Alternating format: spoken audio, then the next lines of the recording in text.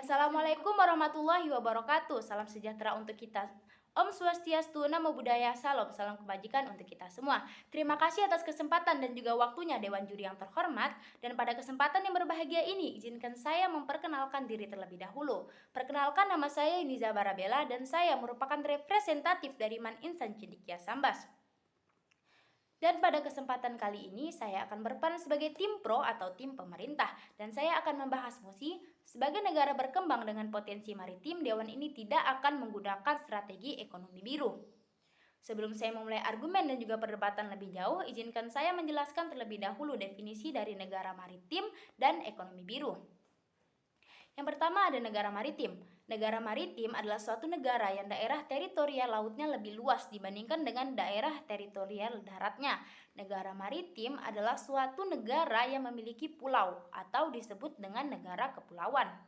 Pada intinya, negara maritim adalah negara yang dikelilingi oleh wilayah laut dan perairan yang sangat luas. Kemudian yang kedua ada ekonomi biru. Ekonomi biru adalah strategi pembangunan ekonomi nasional yang mengandalkan sumber daya kelautan atau potensi maritim yang dimiliki oleh suatu negara. Ekonomi biru merupakan ekonomi yang merupakan bisnis modal yang memberikan peluang untuk pengembangan investasi dan bisnis yang lebih menguntungkan secara ekonomi dan lingkungan. Dewan Juri yang terhormat, mengapa mosi ini sangat penting untuk kita bahas? Yang pertama, seperti yang sama-sama kita ketahui Dewan Juri yang terhormat bahwa Indonesia disebut sebagai negara maritim.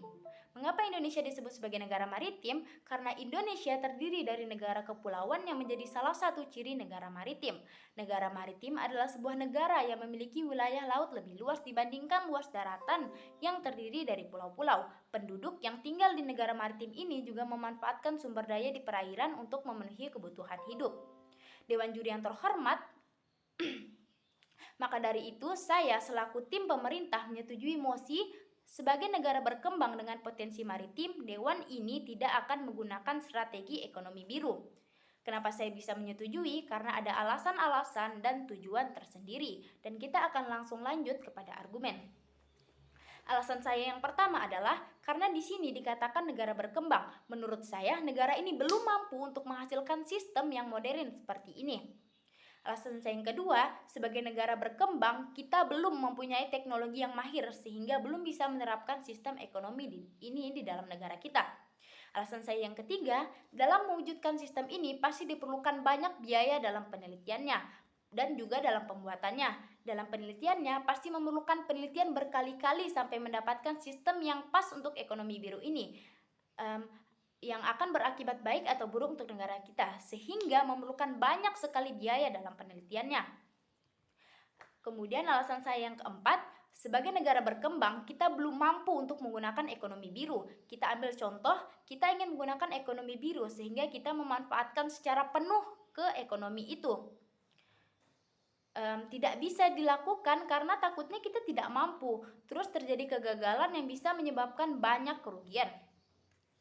Mengapa menurut saya proposal ini paling efektif? Karena melihat dari latar belakang solusi ini adalah solusi yang paling tepat dan semua solusi itu berada dalam proposal ini.